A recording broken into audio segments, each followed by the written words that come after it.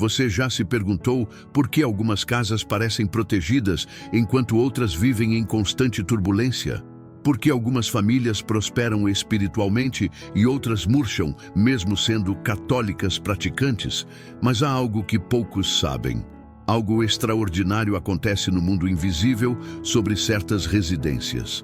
As próximas revelações podem mudar completamente a atmosfera espiritual da sua casa. Literalmente. O que você vai descobrir agora sobre bênçãos, entrando em lares católicos, vai transformar para sempre como você vê sua própria moradia. Santa Francisca Romana. Se viu isso acontecer, ela passou horas contemplando o mundo espiritual, guiada por um arcanjo visível. Seu confessor documentou cada detalhe com precisão cirúrgica. Você provavelmente nunca ouviu falar dela. Seu nome é Santa Francisca Romana. Viveu no século XV em Roma. Por 24 anos, foi acompanhada por um arcanjo que ela via tão claramente quanto você vê outra pessoa ao seu lado agora. E esse arcanjo lhe mostrou segredos extraordinários sobre como as graças de Deus descem sobre as residências dos fiéis, guardadas em tratados especializados por quase 600 anos.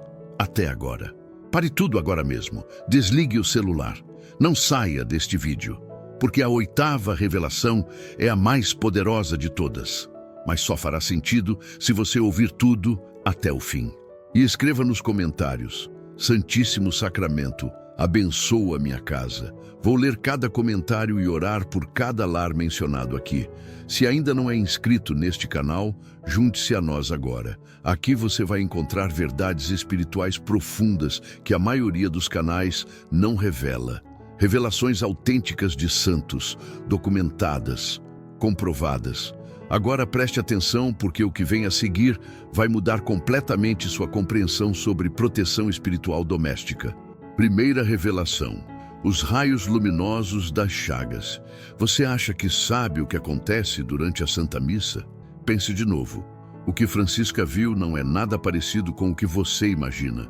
No dia 30 de setembro de 1431, após receber a Sagrada Comunhão em sua capela preferida, Francisca foi arrebatada em êxtase. O êxtase durou quase 1 hora. Seu corpo ficou completamente imóvel. Parou no meio da capela como uma estátua. Seus olhos abertos, mas sem ver o mundo físico. Respiração tão leve que mal se percebia. As pessoas ao redor ficaram em silêncio absoluto. Sabiam que algo extraordinário estava acontecendo, mas seu espírito foi conduzido por uma luz brilhante a um local esplendidamente iluminado.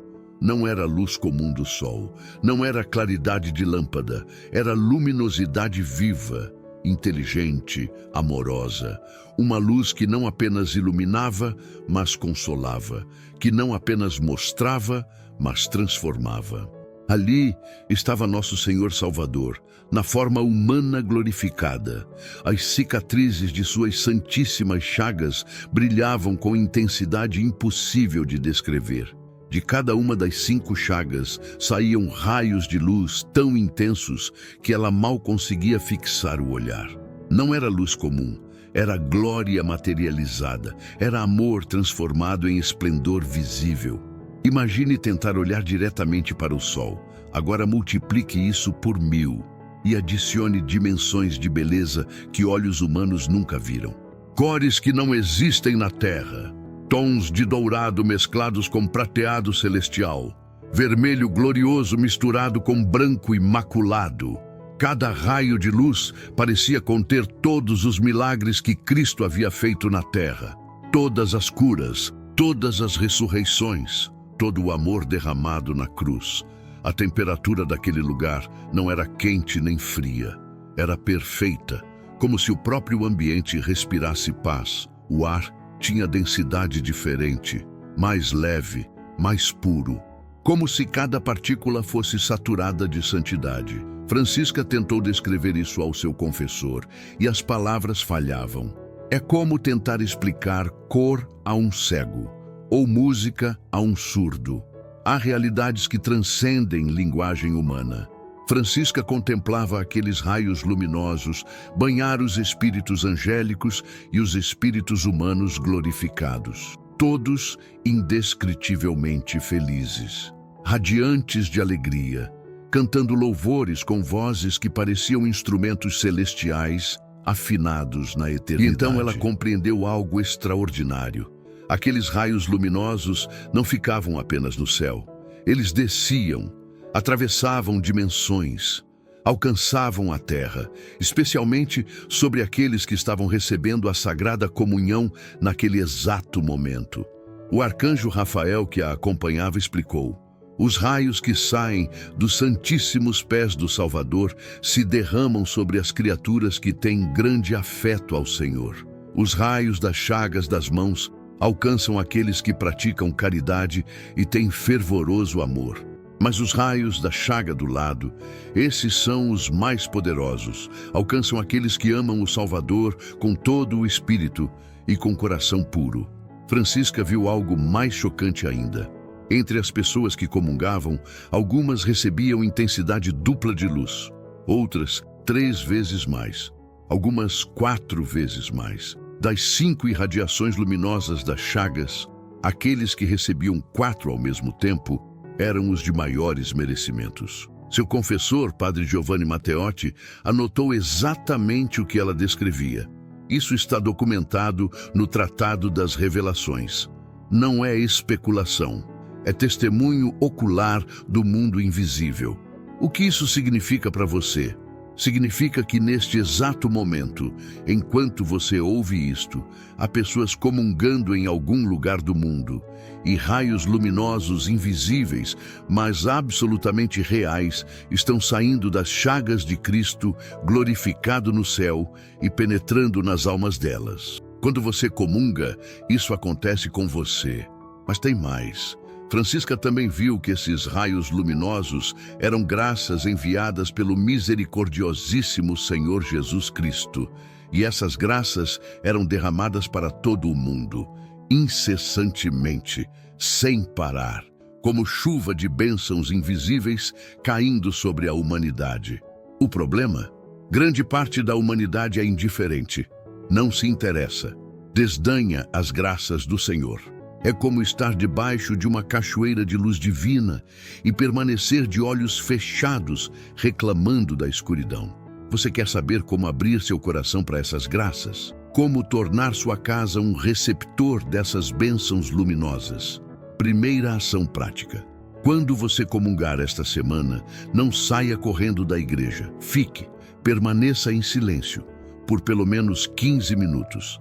É nesse tempo que a presença física de Jesus permanece em você. É quando os raios mais intensos estão sendo derramados sobre sua alma. Não desperdice esse tesouro verificando mensagens no celular. Segunda ação. Leve essa graça para casa. Não pare no boteco. Não fique conversando futilidades no estacionamento. Vá direto para sua residência. Porque quando você entra em casa logo após comungar dignamente, você literalmente leva Jesus para dentro do seu lar. E onde Jesus entra, bênçãos entram. Mas prepare-se para o que vem agora. Porque a segunda revelação vai mostrar exatamente o que acontece quando essas graças chegam à sua casa. Segunda revelação. O perfume celestial que impregna lares. Todo mundo acha que graça é algo abstrato, invisível, impossível de perceber. Mas a verdade que Francisca descobriu é completamente diferente. Em uma de suas visões mais extraordinárias, Francisca viu o que acontecia em sua própria alma após comungar. O arcanjo Rafael lhe mostrou algo que mudou completamente sua compreensão sobre presença divina em ambientes. Ela viu a hóstia consagrada entrar em sua boca. Sentiu espiritualmente a textura, o pão ázimo tocando sua língua, descendo pela garganta em câmera lenta espiritual. Cada milímetro da descida era acompanhado por ondas de graça, como se a hóstia deixasse um rastro luminoso por onde passava, chegar ao estômago. Ali, algo extraordinário aconteceu.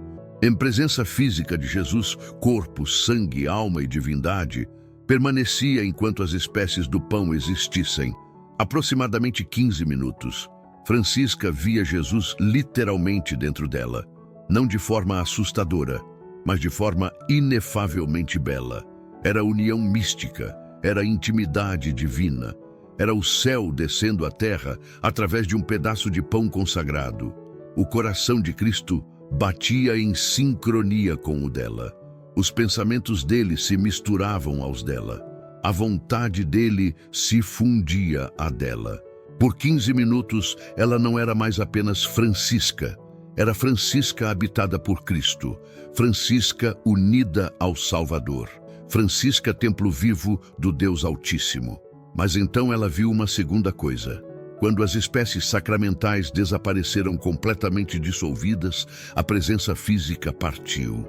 Mas permaneceu algo ainda mais importante: a graça sacramental. Francisca descreveu assim: vi que o perfume do amor divino permanecia na alma muito tempo depois que as espécies sacramentais haviam desaparecido.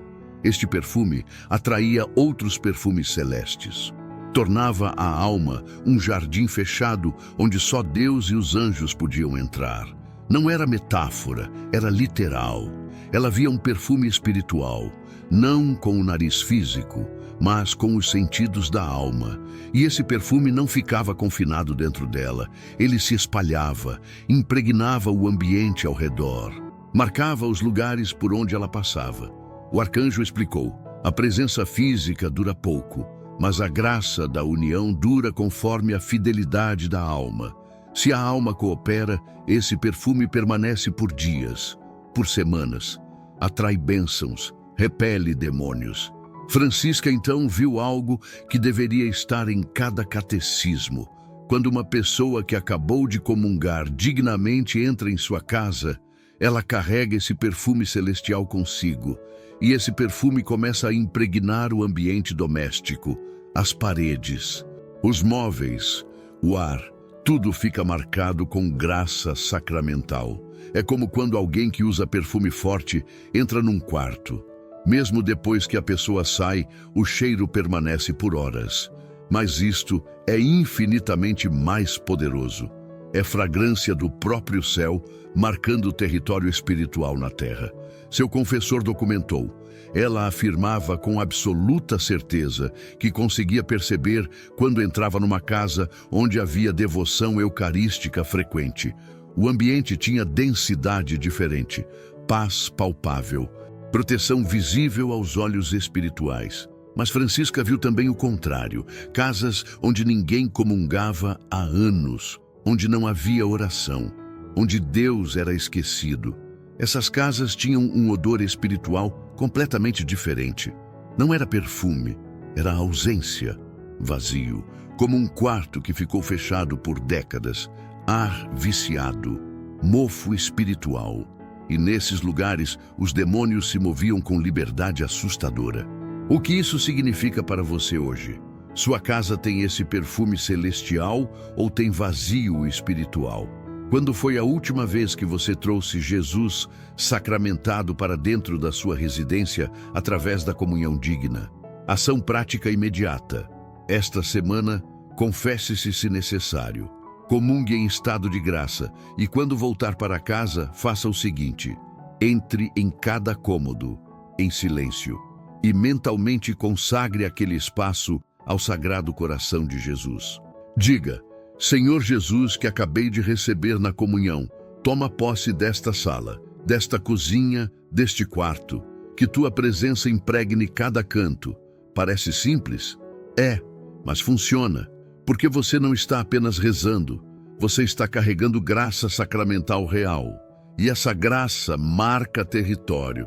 Grande parte dos católicos faz isso sem saber, mas quando você faz conscientemente, o efeito se multiplica.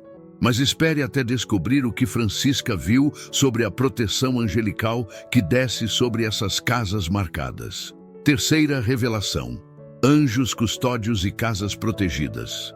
Você sabia que sua casa também tem anjo da guarda? Não apenas você, sua residência, seu lar, tem seres angelicais designados para protegê-lo.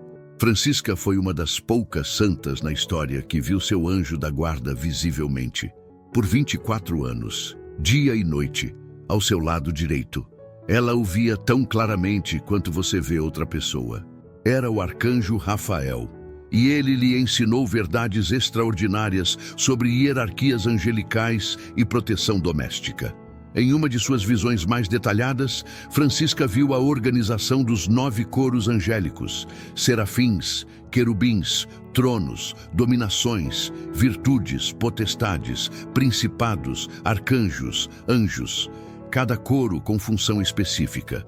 Os anjos do coro mais baixo são designados como guardiães, não apenas de pessoas, mas também de lugares, de casas, de famílias inteiras. Francisca viu como isso funcionava na prática, quando uma família vivia em estado de graça, quando havia devoção eucarística, quando se rezava o terço, quando pais e filhos oravam juntos. Anjos eram designados não apenas para cada pessoa individualmente, mas para aquela residência como um todo. Esses anjos formavam uma espécie de cerca espiritual ao redor da propriedade. Não cercas físicas, cercas de luz, muros invisíveis de proteção angelical que demônios não conseguiam atravessar facilmente.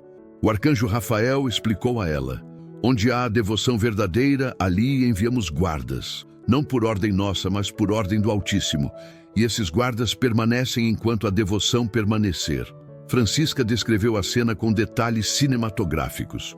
Via anjos posicionados nos 4 cantos de certas casas, como sentinelas. Não dormiam, não se distraíam, vigiavam constantemente. Cada anjo tinha aparência gloriosa. Não eram bebês gordinhos com asas como pinturas renascentistas sugerem. Eram guerreiros espirituais, fortes, majestosos, radiantes, vestidos com armaduras de luz, empunhando espadas flamejantes que não eram feitas de metal, mas de autoridade divina. Contra o que vigiavam? Contra espíritos malignos que tentavam se aproximar, contra influências demoníacas que buscavam brechas para entrar. Francisca via os demônios circulando ao redor dessas casas protegidas como lobos famintos circulando um rebanho, protegido por pastores vigilantes. Os demônios assumiam formas horríveis. Alguns pareciam serpentes gigantes, outros tinham aparência de cães raivosos. Alguns eram sombras densas, sem forma definida. Mas todos tinham uma coisa em comum. Olhavam para aquelas casas com ódio intenso e frustração visível. Queriam entrar, desejavam desesperadamente causar destruição, mas não conseguiam. Quando um demônio tentava se aproximar de uma casa protegida assim, acontecia algo extraordinário. Os anjos não precisavam lutar fisicamente. Não havia batalha com espadas e escudos como em filmes. Apenas a presença deles já era suficiente. A luz que emanavam era tão intensa que os demônios fugiam em sofrimento antes mesmo de chegar perto. Francisca comparou a uma criatura das trevas tentando entrar num quarto inundado de luz solar intensa. É impossível. A própria natureza da luz expulsa a escuridão. Não precisa de esforço, não precisa de luta. A luz simplesmente é. E a escuridão simplesmente foge. Isso está documentado no Tratado das Visões que seu confessor preservou. Não é fantasia medieval, é relato de testemunha ocular do mundo invisível. Mas Francisca também viu o oposto. Casas onde não havia oração, onde se vivia em pecado mortal constante, onde brigas e ódio eram a norma, onde Deus era blasfemado. Nessas casas não havia anjos guardiães, haviam sido retirados, ou melhor, a própria família tinha expulsado a proteção divina através de suas escolhas. E nesses lares desprotegidos, demônios entravam e saíam livremente. Francisca os via como sombras escuras, figuras horríveis, causando discórdia, plantando pensamentos de ódio, alimentando vícios, destruindo relacionamentos. Ela viu um demônio específico especializado em causar brigas conjugais. Ele circulava entre marido e esposa, sussurrando mentiras. Para o marido, ela não te respeita, ela está te traindo, ela só quer teu dinheiro. Para a esposa, ele não te ama mais. ele te despreza. Ele vai te abandonar. E o casal, sem proteção angelical, acreditava nessas mentiras. Brigavam, se separavam, sem nunca saber que foram manipulados por forças espirituais.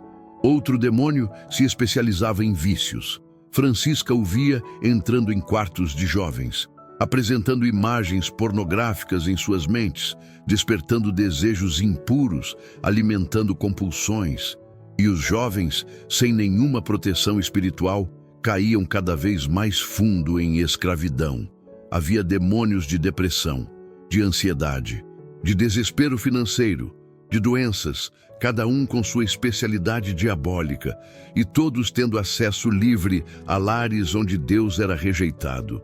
A diferença entre uma casa protegida e uma casa desprotegida não era aparente aos olhos físicos. Ambas podiam ter a mesma arquitetura, mesmos móveis, mesma decoração, mas espiritualmente eram universos opostos. Uma era fortaleza de luz, outra era campo de batalha demoníaco. Uma família podia morar na mesma casa, mas viver em realidades espirituais completamente diferentes, dependendo de suas escolhas diárias. O que isso significa para sua casa hoje? Você quer que anjos protejam sua residência? Quer que seu lar seja cercado por guardas celestiais que impedem ataques demoníacos? Ação prática urgente. Institua oração familiar diária.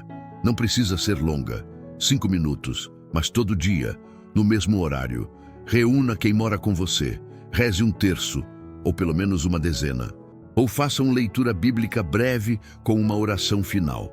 Quando você faz isso, está literalmente convocando proteção angelical sobre sua moradia. Os anjos são enviados onde há devoção. Comece hoje, não amanhã. Hoje. Se você mora sozinho, faça mesmo assim. Anjos são designados também para indivíduos que vivem em santidade. Mas a quarta revelação vai te mostrar algo ainda mais específico sobre o momento exato em que bênçãos entram nas casas. Quarta revelação: o Santíssimo Sacramento e portas espirituais. Nunca faça isso depois de comungar. É um erro fatal que bloqueia bênçãos de entrar na sua casa. Francisca viu algo tão específico que seu confessor hesitou em escrever, mas ela insistiu, sob santa obediência, porque os fiéis precisavam saber. Ela viu o que acontece espiritualmente quando uma pessoa que acabou de comungar dignamente entra em sua casa. A alma dessa pessoa está carregando Jesus sacramentado. E quando ela cruza a porta de entrada, algo extraordinário acontece no mundo invisível. É como se uma porta espiritual se abrisse naquele exato momento, uma porta no céu. E por essa porta, graças começam a descer, bênçãos começam a fluir, proteção começa a se estabelecer. Mas aqui está o detalhe crítico que poucos sabem. Essa porta espiritual permanece aberta apenas por um tempo limitado, aproximadamente 30 minutos após a comunhão. É uma janela de graça, uma oportunidade única. Se você aproveita corretamente, sua casa recebe um banho de bênçãos. Se você desperdiça, a oportunidade se fecha. Francisca viu pessoas que comungavam e imediatamente após sair da igreja paravam para fofoca, conversas inúteis, reclamações, maledicências. E ela via com horror como a porta espiritual que havia se aberto começava a se fechar prematuramente. As graças que deveriam descer eram bloqueadas, não por Deus, mas pelas próprias escolhas da pessoa. Era como ver alguém enchendo um balde precioso de água cristalina vinda do céu. E então, imediatamente, virar o balde e derramar tudo no chão através de palavras vazias e pecaminosas. Desperdício terrível de graças conquistadas. Outras pessoas comungavam e iam direto para casa.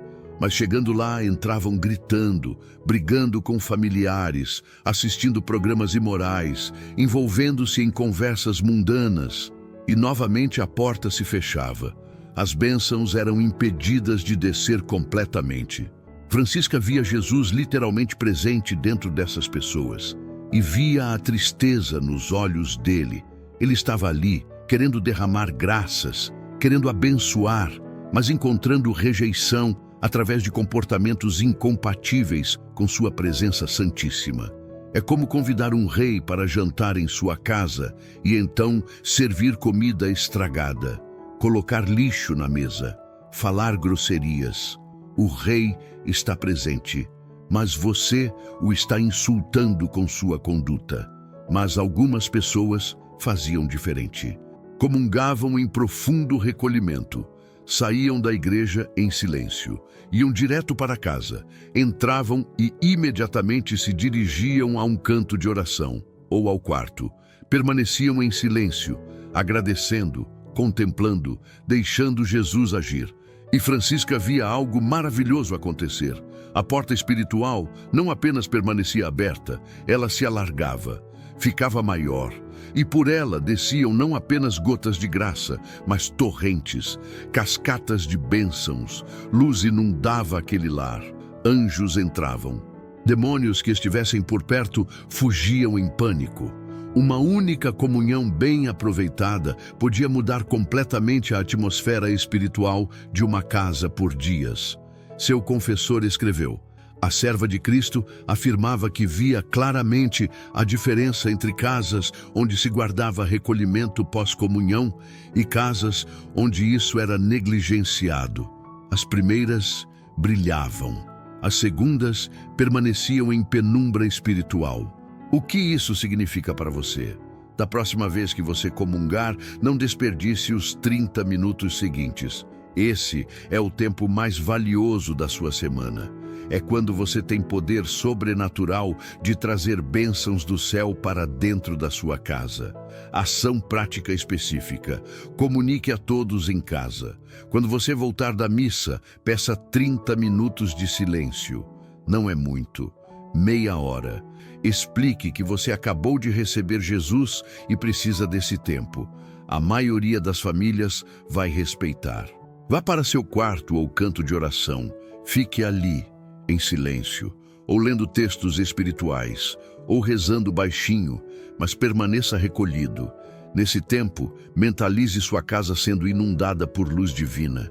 Visualize cada cômodo sendo purificado. Imagine anjos descendo, demônios fugindo. Não é imaginação vazia, é cooperação com o que está realmente acontecendo no mundo espiritual. Grande parte dos católicos perde essas bênçãos por desconhecimento, mas você agora sabe, não tem mais desculpa. Antes de continuar, preciso pedir algo importante. Se você está gostando dessas revelações, se elas estão tocando seu coração, deixe seu like agora. Sabe por quê? Porque esse conteúdo leva horas de pesquisa em documentos antigos, tradução de textos em latim, estudo profundo das visões de Santa Francisca, e o like ajuda o algoritmo a levar essas verdades para mais famílias católicas que precisam delas. Famílias que estão vivendo abaixo das bênçãos que Deus quer dar, simplesmente porque não sabem dessas verdades espirituais documentadas. E se ainda não é inscrito deste canal, inscreva-se agora, porque nos próximos vídeos vou revelar outras visões extraordinárias de Santa Francisca. O que ela viu sobre o purgatório, sobre o céu, sobre o inferno, sobre a hierarquia dos anjos, sobre a proteção de Maria. Conteúdo que vai transformar completamente sua vida espiritual. Escreva também nos comentários: qual das 4 revelações até agora mais impactou você? Foi a dos raios luminosos, do perfume celestial, dos anjos protetores ou da porta espiritual que se abre após comungar? Compartilhe. Quero saber qual tocou mais fundo no seu coração. E agora, preste muita atenção no que vem a seguir, porque esta próxima revelação vai te mostrar o papel específico que Maria tem nesse processo de bênçãos entrando nas casas. 5ª revelação: Maria e as 3 coroas. O que vem agora é de uma beleza impossível de descrever. Francisca viu a Santíssima Mãe de Deus numa glória indescritível. Estava sentada num trono magnífico. Mas o detalhe que mais chamou a atenção foi a tríplice coroa que ela usava. Não era uma coroa comum, feita de ouro terrestre ou pedras preciosas conhecidas, eram 3 coroas sobrepostas, cada uma com significado profundo, cada uma irradiando tipo diferente de luz, cada uma representando virtude específica levada à perfeição absoluta. A primeira coroa era de virgindade, brilhava com luz branca pura, imaculada, sem mácula, sem sombra. Era brancura que fazia a neve parecer cinza em comparação. Representava a pureza absoluta de Maria, ela que concebeu Jesus permanecendo virgem, ela que viveu toda a vida sem pecado, nem venial, nem mortal, nem imperfeição. Essa coroa irradiava santidade em ondas visíveis. Francisca viu que essa luz branca da virgindade se espalhava sobre todos os santos virgens no céu. E também descia sobre aqueles na terra que guardavam pureza, jovens que resistiam a tentações sexuais, religiosos e religiosas que mantinham votos de castidade, viúvas que permaneciam fiéis à memória dos esposos falecidos. Todos recebiam reflexos dessa luz virginal. A segunda coroa era de humildade. Tinha coloração dourada suave, não chamativa, não ostensiva, mas profundamente luminosa, como ouro refinado em fogo 1000 vezes até atingir pureza impossível. Representava como Maria se fez serva, como aceitou a vontade de Deus, mesmo sem entender completamente, como permaneceu aos pés da cruz quando todos fugiram, como nunca buscou glória para si, como atribuía tudo ao Senhor. A terceira coroa era de glória. Essa, sim, brilhava com intensidade quase insuportável, mesmo para olhos espirituais. Diamantes celestiais que faziam os melhores diamantes da terra parecerem vidro barato. Pedras preciosas que não existem neste mundo. Rubis de luz viva. Esmeraldas de esperança materializada. Safiras de sabedoria infinita. Cada pedra era um universo de beleza. Representava sua exaltação, sua coroação como rainha do céu e da terra, sua posição acima de todos os anjos e santos, mais próxima de Deus que qualquer criatura. Francisca viu que dessa terceira coroa saíam raios de glória que tocavam todos os santos, e cada santo brilhava conforme a intensidade de luz que recebia dessa coroa. Alguns santos brilhavam como velas, outros como tochas, outros como estrelas, outros como luas. E os maiores santos brilhavam como sóis, mas todos recebiam luz da coroa de glória de Maria, porque ela é rainha de todos eles. E então o arcanjo Rafael disse algo a Francisca que mudou tudo. Ele disse: estas 3 coroas também são dadas em medida menor a toda a alma que comunga dignamente e com frequência. Francisca não entendeu imediatamente. Como assim? Como alguém pode receber as coroas de Maria? O arcanjo explicou: não as coroas em si, mas participação nelas. Graça correspondente. Cada comunhão digna coloca em você reflexos dessas 3 coroas. Primeira coroa, virgindade espiritual. Mesmo que você não seja virgem no corpo, a comunhão restaura a virgindade da alma, purifica, renova, torna-a branca como neve. Cada vez que você comunga em estado de graça, é como se Jesus lavasse sua alma novamente. Todas as pequenas manchas desaparecem. Você recupera a pureza batismal. Segunda coroa, humildade eucarística. O próprio Deus se faz pequeno.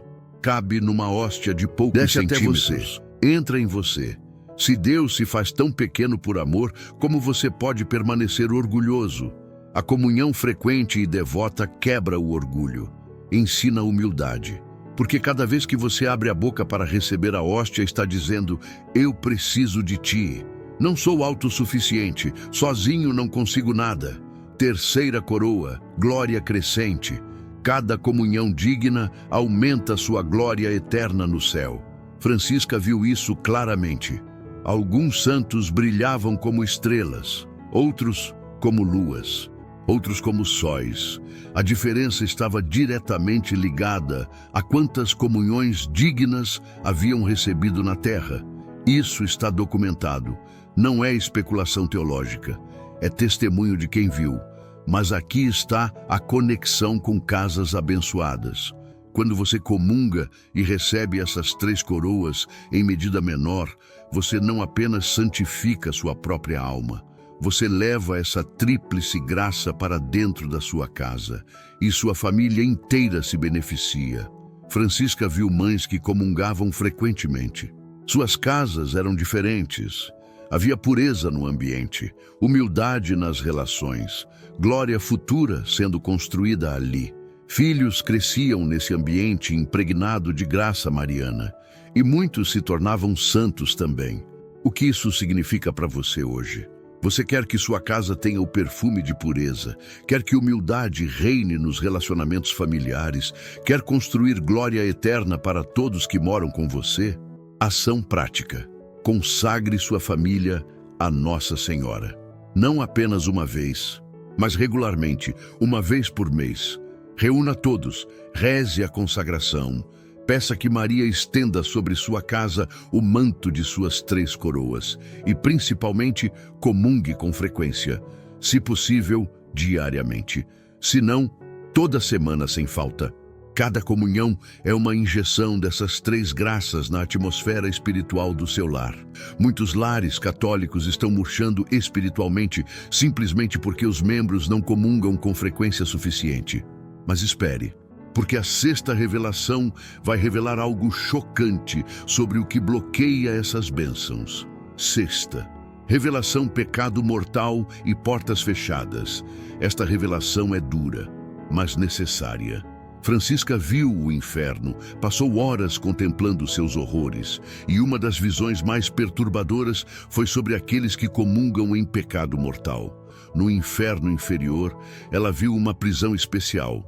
Ali estavam cristãos, católicos, pessoas que frequentavam missa, mas que negligenciaram a confissão durante a vida e foram privados dela na hora da morte.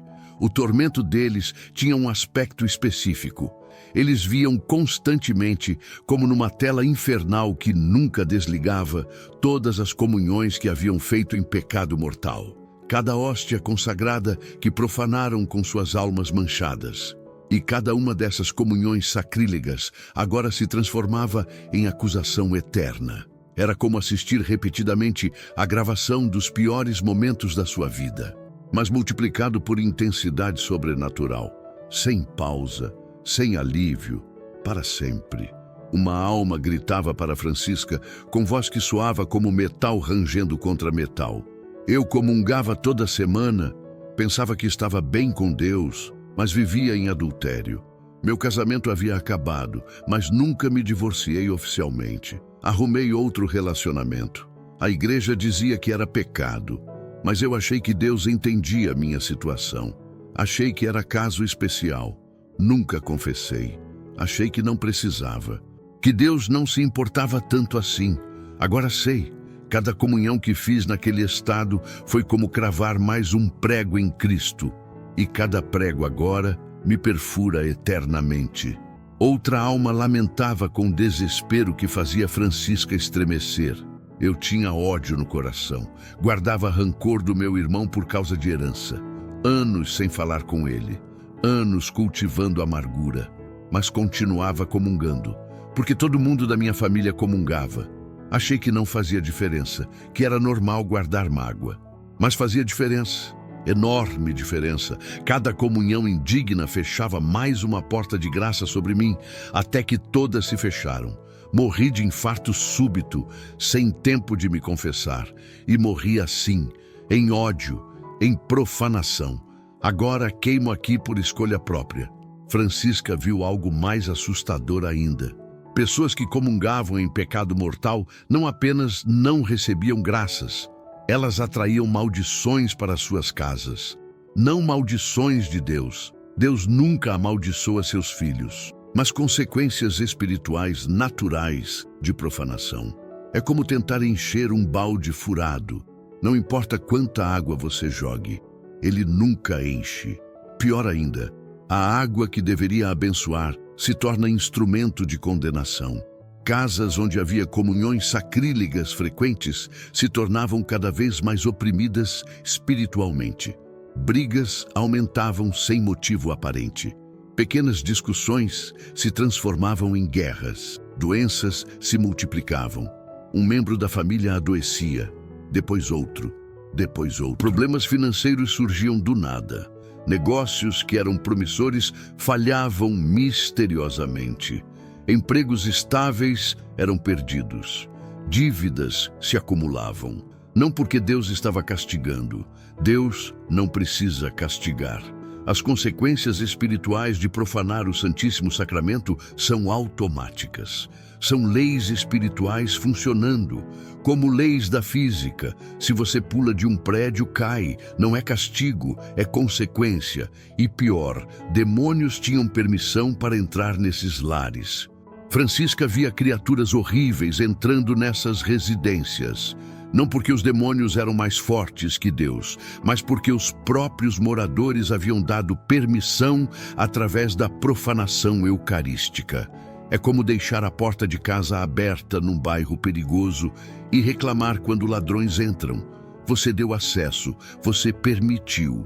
Ela viu um caso específico que a marcou profundamente. Uma família aparentemente católica. Iam à missa todo domingo, comungavam, mas o pai vivia em pornografia secreta. A mãe guardava ódio da sogra há anos. O filho adolescente se masturbava compulsivamente. A filha praticava bruxaria leve com tarô e astrologia. Ninguém se confessava. Todos comungavam. Francisca viu aquela casa cercada por demônios. Não apenas um ou dois, dezenas deles. Entrando e saindo livremente como se fossem donos do lugar, e espiritualmente eram. Tinham direito legal adquirido através de profanações repetidas. Francisca via criaturas horríveis entrando nessas residências. Não porque os demônios eram mais fortes que Deus, mas porque os próprios moradores haviam dado permissão através da profanação eucarística. É como deixar a porta de casa aberta num bairro perigoso e reclamar quando ladrões entram. Seu confessor escreveu com letra trêmula. A serva de Cristo afirmava chorando que via muitos católicos praticantes vivendo em estado de pecado mortal. Eles iam à missa, comungavam, mas suas casas eram habitadas por espíritos imundos e eles nem sabiam. O que isso significa para você? Se você está em pecado mortal agora, não comungue amanhã. Não, confesse-se primeiro esta semana, não espere, porque cada comunhão em pecado mortal não traz bênção, traz maldição sobre você e sua casa. Pecado mortal não é só assassinato, é adultério, é pornografia habitual, é ódio guardado, é fraude. É calúnia, é qualquer pecado grave cometido com pleno conhecimento e consentimento. Se você tem dúvida se está em pecado mortal, provavelmente está. Vá se confessar. Não arrisque. Ação prática urgente. Examine sua consciência hoje. Honestamente, você está vivendo em algum pecado grave? Relacionamento ilícito? Vício em pornografia? Ódio de alguém? Fraudes? Confesse. Esta semana. Marque horário. Vá. Liberte-se e depois comungue em estado de graça. Aí sim sua casa receberá torrentes de bênçãos. Grande parte das famílias católicas vivem abaixo das bênçãos que Deus quer dar simplesmente porque há pecados mortais não confessados bloqueando as portas do céu. E agora, a sétima revelação vai mostrar o poder específico do nome de Jesus. Sétima revelação. O nome de Jesus e demônios em fuga. Ao ser pronunciado santamente o nome de Jesus, Francisca via algo extraordinário. Demônios do ar, da terra e do inferno se inclinavam com sofrimentos espantosos. Quanto mais santamente o nome de Jesus era pronunciado, maior o tormento deles. Não era só palavra, era poder, era autoridade, era a própria presença de Cristo manifestada através do seu santíssimo nome. Francisca descreveu a cena com detalhes impressionantes. Quando alguém em estado de graça pronunciava Jesus com fé e reverência profunda, ela via ondas de luz saindo daquele nome. como anéis de energia espiritual se expandindo em círculos concêntricos. Não era som apenas, era poder materializado em forma de onda, e qualquer demônio que estivesse próximo era atingido por essas ondas como se fossem golpeados por raios invisíveis. A reação deles era de pânico absoluto. Eles se contorciam. Gritavam com vozes que soavam como vidro quebrando. Tentavam fugir desesperadamente, mas não conseguiam escapar completamente da dor que o nome causava. Era como se o próprio nome, Jesus, fosse fogo para eles. Queimava, torturava, expulsava, purificava o ambiente de sua presença maligna. Francisca viu um caso específico, uma mãe em estado de graça cujo filho estava sendo tentado por pensamentos suicidas. Ela não sabia exatamente o que estava acontecendo, mas sentiu no espírito que algo estava errado. Entrou no quarto do filho enquanto ele dormia e simplesmente pronunciou Jesus, com fé, com amor, com a autoridade de quem estava unida a Cristo pela graça. Francisca viu o que aconteceu no mundo invisível. Havia 3 demônios ao redor daquele jovem, sussurrando morte, plantando desespero, apresentando suicídio como solução. No momento em que a mãe pronunciou Jesus, os 3 demônios foram arremessados para fora do quarto, como se tivessem sido atingidos por explosão. Gritaram, se contorceram, fugiram e nunca mais voltaram naquela intensidade. O jovem acordou na manhã seguinte, sentindo-se inexplicavelmente melhor. Os pensamentos suicidas haviam diminuído drasticamente. Ele não sabia que sua mãe havia libertado ele através do nome de Jesus. Mas Francisca viu, documentou, testemunhou. Mas Francisca também viu o contrário. Quando alguém em pecado mortal pronunciava o nome de Jesus de forma mecânica, sem fé, sem reverência, os demônios não sentiam nada, apenas riam, zombavam, porque sabiam que aquela pessoa não tinha autoridade espiritual para usar o nome. É como tentar usar um cartão de crédito bloqueado. O cartão existe, mas não tem crédito, não funciona. O arcanjo Rafael explicou a ela: o nome de Jesus tem poder infinito, mas apenas para aqueles que estão unidos a ele pela graça. Quem vive em pecado mortal pode gritar Jesus 1000 vezes. Os demônios não se importam. Mas quem está em estado de graça, quem vive em santidade, pode sussurrar Jesus uma única vez. E demônios tremem. Francisca viu a aplicação prática disso em casas. Famílias que tinham o hábito de invocar o nome de Jesus regularmente viviam em paz sobrenatural. Não porque não tinham problemas, mas porque demônios não conseguiam permanecer ali. A simples menção do nome os expulsava. Outras famílias nunca pronunciavam Jesus em casa, ou pronunciavam apenas em blasfêmias ou de forma mecânica. E suas casas eram infestadas de opressões demoníacas, brigas constantes, ansiedade, depressão, vícios. Tudo isso alimentado por presenças malignas que não eram confrontadas. Isso está documentado no Tratado do Inferno, que preserva as visões de Francisca. Não é superstição, é realidade espiritual comprovada por testemunha ocular. O que isso significa para a sua casa hoje? Você quer expulsar demônios da sua residência? Quer que sua família viva livre de opressões espirituais? Ação prática poderosa. Institua o hábito de pronunciar o nome de Jesus várias vezes ao dia em casa. Ao acordar, Jesus, eu te amo. Antes das refeições, obrigado, Jesus. Antes de dormir, Jesus, protege-nos. Quando houver briga começando, Jesus, dá-nos paz. Simples? Sim. Poderoso? Imensamente. E ensine isso às crianças, desde pequenas, que aprendam a invocar Jesus ante qualquer problema, qualquer medo, qualquer dificuldade. Crie esse hábito na família inteira. Uma casa onde o nome de Jesus é pronunciado com fé e reverência múltiplas vezes por dia se torna fortaleza espiritual. Demônios não conseguem habitar ali, mas agora chegamos à revelação final, a mais importante, a que resume tudo. Oitava revelação, a decisão que muda tudo. Se você ouviu até aqui, parabéns. Porque agora vem a verdade que pode transformar sua casa completamente. Tudo que Francisca viu sobre bênçãos entrando em lares se resume a uma única decisão. A decisão de viver em estado de graça, constantemente, não apenas aos domingos, mas todos os dias, o dia inteiro. Francisca viu duas casas lado a lado, mesma rua, mesmo bairro, famílias com situação financeira similar, mas realidades espirituais completamente opostas. Na primeira casa, os moradores viviam em santidade. Confissão regular, no mínimo uma vez por mês, alguns semanalmente. Comunhão frequente, muitos diariamente. Oração diária, terço em família sem falhar.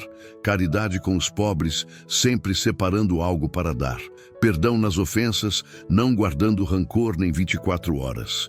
E Francisca via aquela casa literalmente brilhar no mundo espiritual. Era como se tivesse luz própria emanando das paredes. Um brilho suave, mas constante, dourado, celestial. Anjos circulavam ao redor daquela residência em turnos constantes. Nunca deixavam desprotegida. Bênçãos desciam continuamente como chuva invisível, mas real. Problemas existiam sim, porque eram humanos, mas eram resolvidos com paz sobrenatural. Brigas que em outras casas durariam semanas se resolviam em horas. Doenças que em outros lares levariam à morte eram curadas milagrosamente. Problemas financeiros que destruiriam outros eram superados com provisão divina inexplicável. Os filhos cresciam naquela atmosfera de graça, e mesmo quando se desviavam temporariamente na adolescência, sempre voltavam, sempre. Porque a proteção angelical sobre aquela casa os puxava de volta. Era como se houvesse um ímã espiritual mantendo a família unida. Na segunda casa vizinha, os moradores eram católicos nominais. Iam à missa quando lembravam, talvez uma vez por mês nos bons meses. Nunca se confessavam, alguns não confessavam havia anos, décadas até. Viviam em pecado mortal habitual sem se importar. Sem oração nenhuma, nem antes das refeições. Sem caridade, fechados para os pobres. Com ódios guardados, alguns há gerações, brigas de família nunca resolvidas. E Francisca via aquela casa em trevas espirituais densas. Escuridão tão palpável que parecia líquida, negra, opressiva. Demônios entrando e saindo livremente como se fossem moradores. Não apenas visitantes, habitantes permanentes. Tinham seus cantos favoritos, seus horários de maior atividade, suas vítimas preferenciais e agiam sem nenhuma resistência. Problemas se multiplicavam geometricamente. Uma briga levava a outra que levava a outra. Doenças apareciam misteriosamente. Depressão, ansiedade, vícios. Um filho se tornava dependente químico. Uma filha engravidava na adolescência.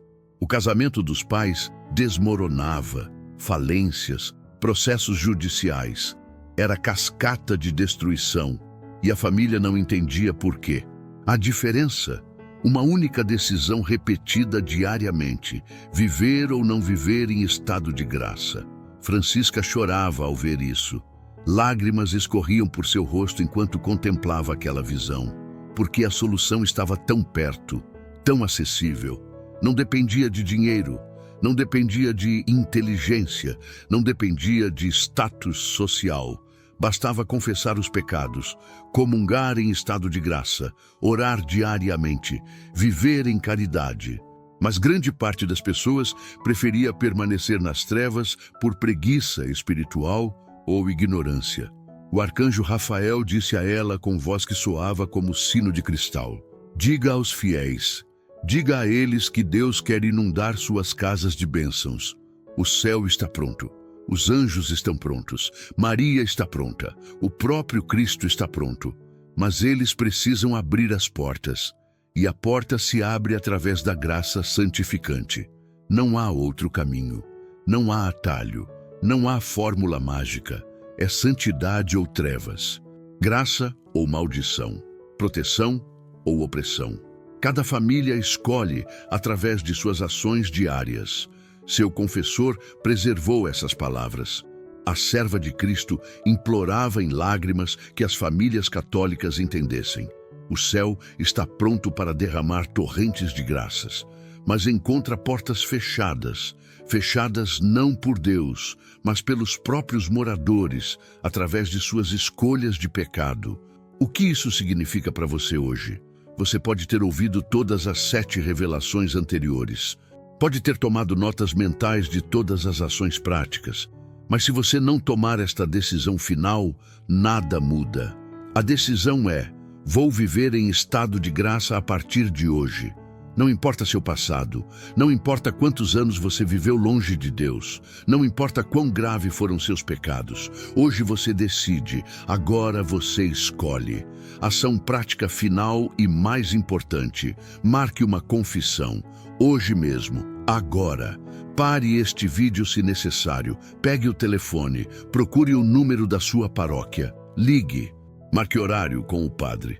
Se não conseguir hoje porque já é tarde, marque para amanhã de manhã, ou no máximo esta semana. Mas marque agora enquanto está motivado, porque você sabe o que acontece. Você assiste o vídeo, se emociona, decide mudar. Mas não age imediatamente e aí a vida volta, as preocupações voltam e você adia, e adia, e adia, até esquecer. Não deixe isso acontecer, não desta vez. Esta é sua oportunidade de mudar completamente a realidade espiritual da sua casa. Vá confessar. Confesse tudo, tudo mesmo, sem esconder nada por vergonha. O padre já ouviu pior, muito pior. Ele não está ali para te julgar. Está ali para te absolver em nome de Cristo. Receba a absolvição. Sinta o peso dos pecados saindo. Sinta a leveza da alma purificada. É sensação física real. Muitos católicos descrevem como se tirassem mochila pesada das costas. Depois comungue na primeira missa possível. No mesmo dia, se conseguir. Se não, no dia seguinte. Mas não demore. Leve Jesus para sua casa através da comunhão digna. Siga todas as orientações que você ouviu neste vídeo. Permaneça recolhido os primeiros 30 minutos. Deixe as bênçãos descenderem sem bloquear com conversas inúteis. Consagre cada cômodo da casa mentalmente. Invoque o nome de Jesus em cada ambiente. Institua a oração familiar diária, mesmo que seja breve. E, principalmente, mantenha-se em estado de graça. Não volte atrás. Não retorne ao pecado mortal. Confesse-se regularmente, toda semana, se possível, no máximo todo mês. Não deixe pecados mortais se acumularem.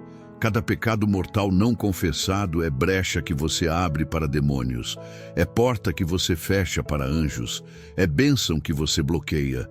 Se cair, levante imediatamente. Não fique dias ou semanas em pecado mortal. Confesse logo. No mesmo dia, se possível, no máximo na mesma semana. Não dê tempo para demônios se estabelecerem. Essa é a decisão que muda tudo. A decisão de viver em santidade, não importa o custo, não importa o sacrifício, não importa quantas vezes você precise recomeçar. Santa Francisca Romana disse: o purgatório é um lugar de esperança. Apesar das muitas transformações e dos pecados da humanidade, o purgatório é um estímulo às pessoas para se corrigirem de seus vícios e hábitos perversos, buscando o caminho direito e do amor fraterno, pois enseja uma oportunidade segura de alcançar a eternidade feliz. A estrada da conversão do coração é estreita e árdua. Requer perseverança, fidelidade e amor. Passando pelo exercício das penitências, das permanentes orações, das santas missas, da correta recepção dos sacramentos, das pequenas e grandes abstinências e de uma profunda consciência da renúncia. Só assim será possível alcançar êxito na reconquista da amizade do Senhor. Você ouviu 8 revelações extraordinárias. Agora, você sabe o que Santa Francisca Romana viu sobre bênçãos entrando em casas. Sabe sobre os raios luminosos das chagas de Cristo. sobre o perfume celestial que impregna lares, sobre anjos guardiães protegendo residências, sobre a porta espiritual que se abre após comunhão digna, sobre as 3 coroas de Maria que são participadas, sobre o perigo terrível de comungar em pecado mortal, sobre o poder do nome de Jesus para expulsar demônios e sobre a decisão final que muda tudo. O conhecimento sem ação é inútil. Pior que inútil, é condenação, porque agora você sabe, e será cobrado por esse conhecimento. Do Evangelho segundo São Lucas, capítulo 12, versículo 48. Aquele servo que conheceu a vontade de seu Senhor e não se preparou, nem agiu conforme sua vontade, receberá muitos açoites. Mas aquele que não a conheceu e fez coisas que merecem castigo, receberá poucos açoites. A quem muito foi dado, muito será exigido. Muito foi dado a você hoje. 8 revelações poderosas, 8 chaves para transformar sua casa em fortaleza espiritual. 8 verdades que grande parte dos católicos desconhece. Será exigido de você ação correspondente. Do Evangelho segundo São João, capítulo 14, versículos 23 e 24, Jesus disse: Se alguém me ama, guardará a minha palavra. Meu Pai o amará. Viremos a ele e faremos nele nossa morada. Aquele que não me ama, não guarda minhas palavras. É isso. Jesus quer fazer morada na sua casa, quer habitar no seu lar, quer trazer o Pai Celestial junto, quer inundar sua residência de bênçãos. Mas você precisa guardar a palavra dele. Precisa viver em santidade. A escolha é sua. Se este vídeo tocou seu coração, se essas revelações fizeram sentido, deixe seu like agora.